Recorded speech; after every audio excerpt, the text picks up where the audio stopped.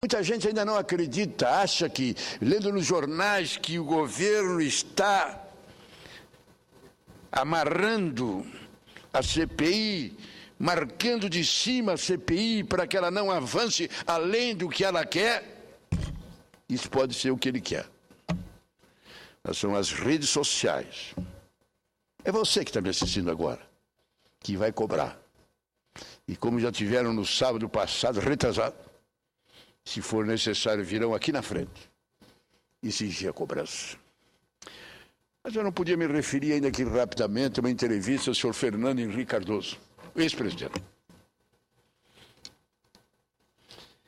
Ele está voltando a falar com tranquilidade, com serenidade. Sim, porque os candidatos a presidente da República, Serra e Alckmin, isolaram o Fernando Henrique. Era proibido falar no Fernando Henrique durante a campanha. Agora ele está falando. E ele diz que hoje tem mais corrupção que no governo dele. Eu diria que é capaz que sim. É que houve um aumento tão grande, um crescimento tão grande. Mas eu diria, meu amigo Fernando Henrique, no teu governo, houve 100 vezes mais corrupção que no governo do Itamar Franco, teu antecessor. Porque no governo do Itamar Franco ele agiu. Ele deixou criar a CPI dos anões do orçamento. Ele demitiu os ministros, como a ministra do Transporte, onde foi provado dúvidas com relação a ela. Ele tirou o ministro-chefe da Casa Civil, quando se levantou dúvidas da CPI, e só voltou depois de provado que não tinha nada.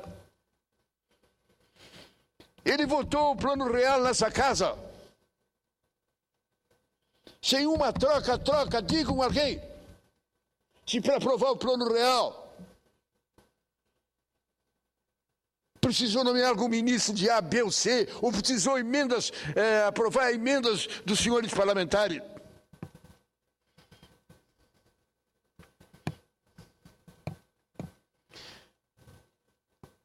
Na revisão da Constituição, a maioria queria a reeleição. Os governadores que pertenciam aos prefeitos, todo mundo queria a reeleição. Ele foi contra. O Fernando Henrique foi a favor. Inventou a reeleição. E muita gente foi paga para votar pela reeleição. O Itamar deixou criar a CPI dos anões do orçamento e assumiu o compromisso nosso, e eu entrei com o pedido da CPI dos corruptores. O Fernando Henrique não deixou criar. Nós pedimos para criar a CPI da Vale do Rio Doce, um escândalo, dada de graça por 3 bilhões de dinheiro do BNDE. O Fernando Henrique não deixou criar. Então eu digo, o Fernando Henrique teve 100 vezes mais corrupção do que o governo do Itamar. Ele iniciou essa leva que não parou mais. Aí vem o Lula. E o Lula, que na hora que esse mesmo Cachoeira estava lá com o subchefe da Casa Civil, iniciando esse processo que não parava, eu fui lá pedir: demita esse Valdomiro, subchefe da Casa Civil, abre processo contra o Cachoeira. E o Lula não deixou. Aí pediu uma CPI, o Jefferson Pérez e eu, o Lula presidente e o Sarney presidente do Senado, não deixaram criar. Aí fomos para o Supremo, ganhamos. 1 ano depois, aí não era mais Cachoeira, aí era um mensalão, era um escândalo generalizado. Então dá para dizer assim.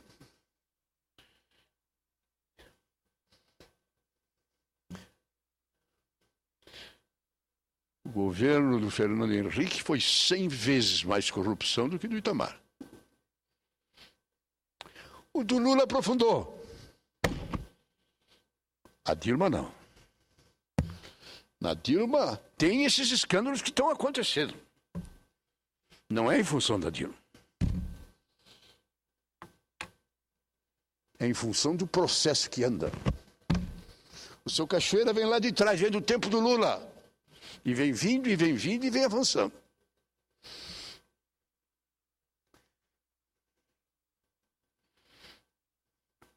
Mas fala o senhor Fernando Henrique das relações da dona Dilma com o Congresso.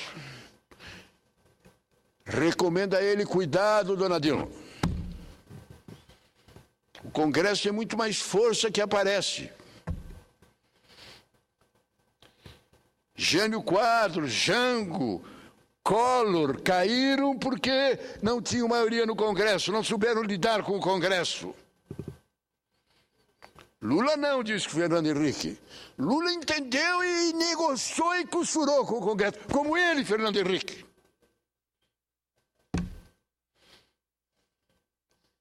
O que o senhor Fernando Henrique quer dizer com isso? Continuar com troca-troca? É dentro que se recebe? É isso que ele quer dizer? Que a dona presidente Dilma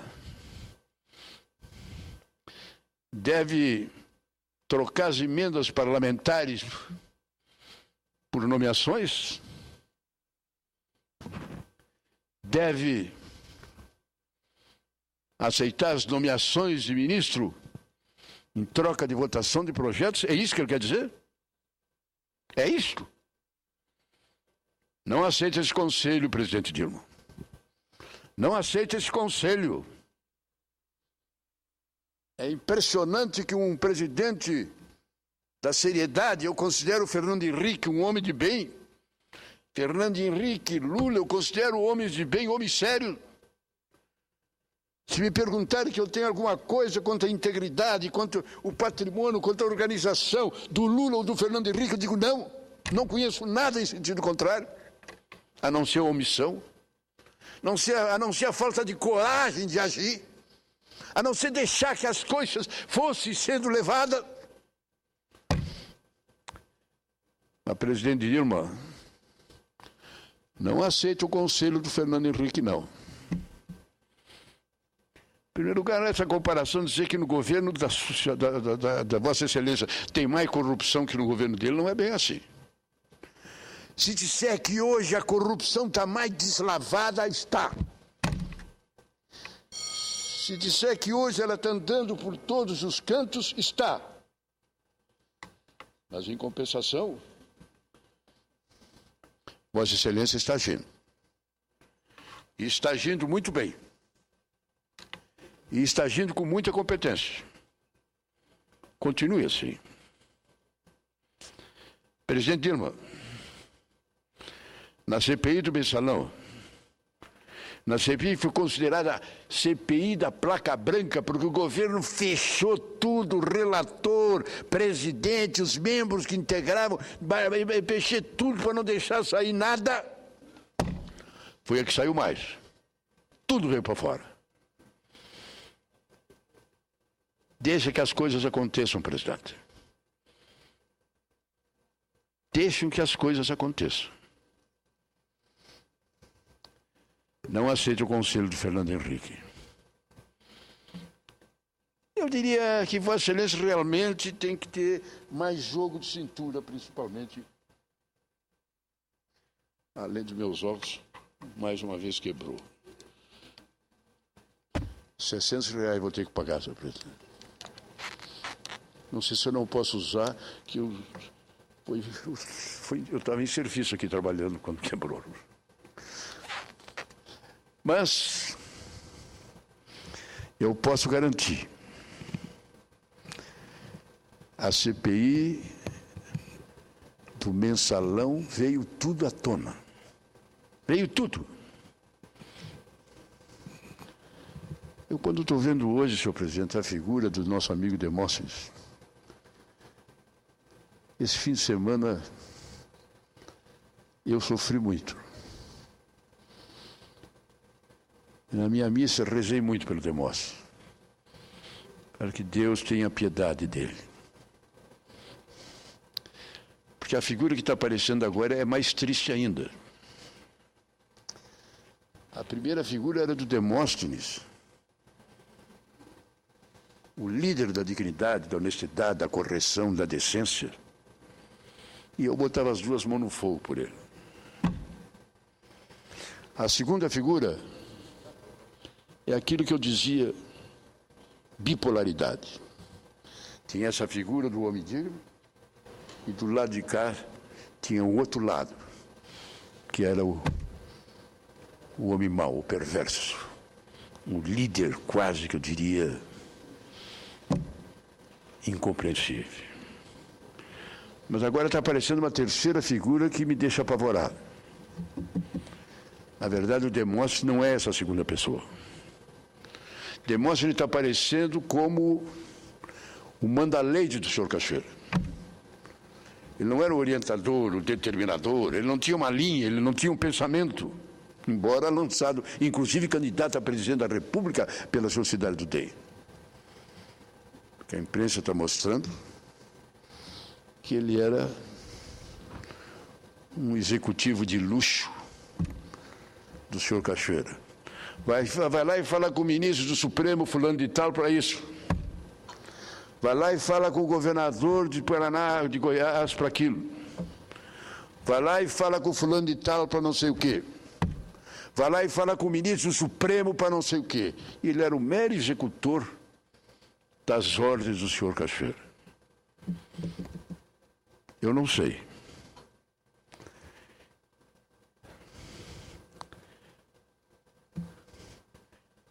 Mas eu me lembro mais uma vez da figura do Jefferson, presidente do PTB, lá na CPI do Mensalão, acusado. E quando quiseram botar só nele a culpa, contando aquilo, e ele veio e contou toda a verdade. É verdade. Reunimos o Lula e o comando do governo e distribuímos ministério por partido.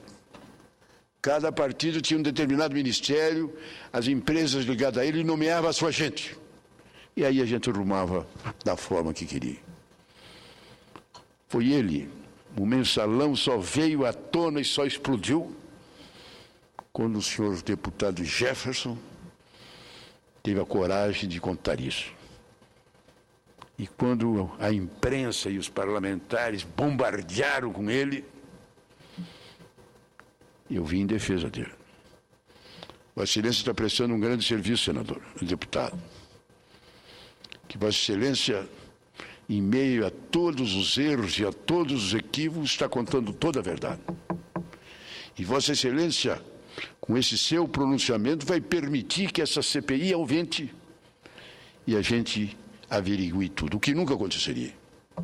Não for o depoimento do Jefferson, não estaria lá no Supremo um Mensalão com 40 respondendo.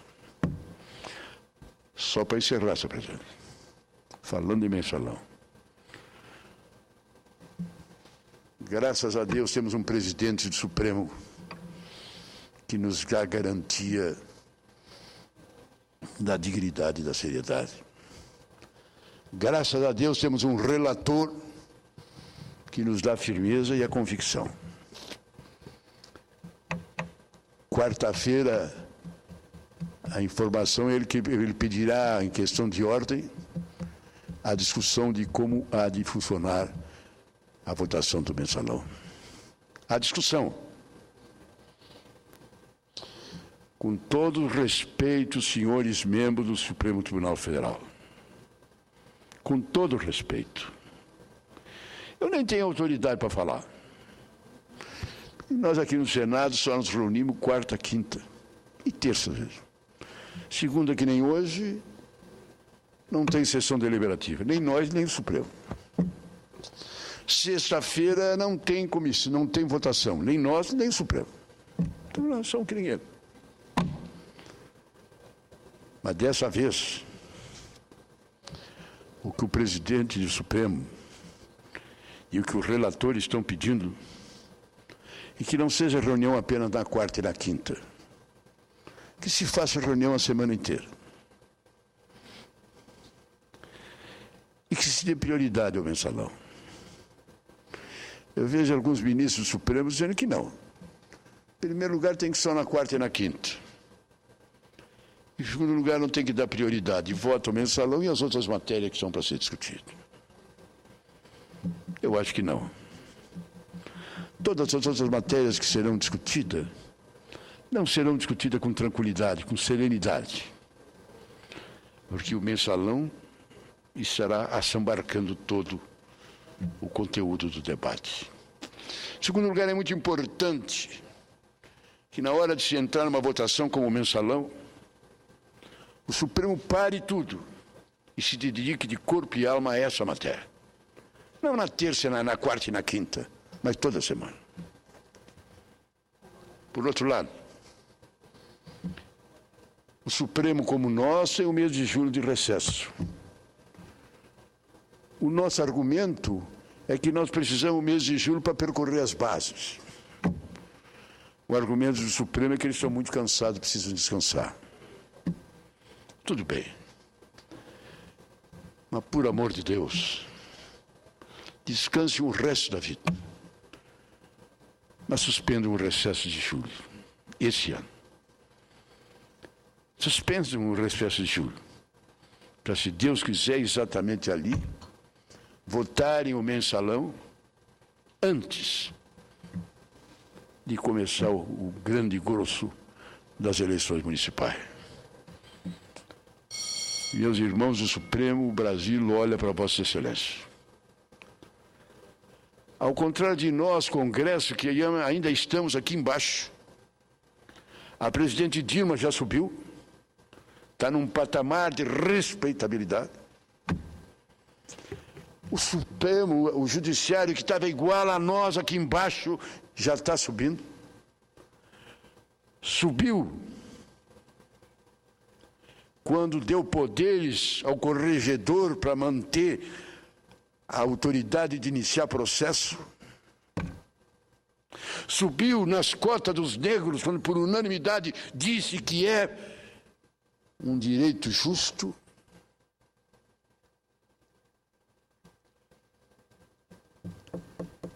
E vai subir agora, no julgamento do mensalão. Se tiver que absolver, absolva. Se tiver que absolver alguns e condenar outros, que faça. Só não pode deixar prescrever. Só não pode deixar passar o tempo e não vale, porque já passou o tempo e prescreveu. Meus irmãos do Supremo, os senhores têm recesso no mês de julho, desde que foram para o Supremo, desde que foram para a Justiça, juiz, desembargador, ministro do Tribunal de Justiça, ministro do Supremo, sempre tiveram recesso de julho. Um ano não vai fazer falta. Façam isso. E aí nós estaremos no grande caminho. Inicio como terminei. Meu abraço, querido Gilson Tippe. Acho que nós estamos no bom caminho. Ao contrário da imprensa que vem dizendo que nós estamos numa hora difícil.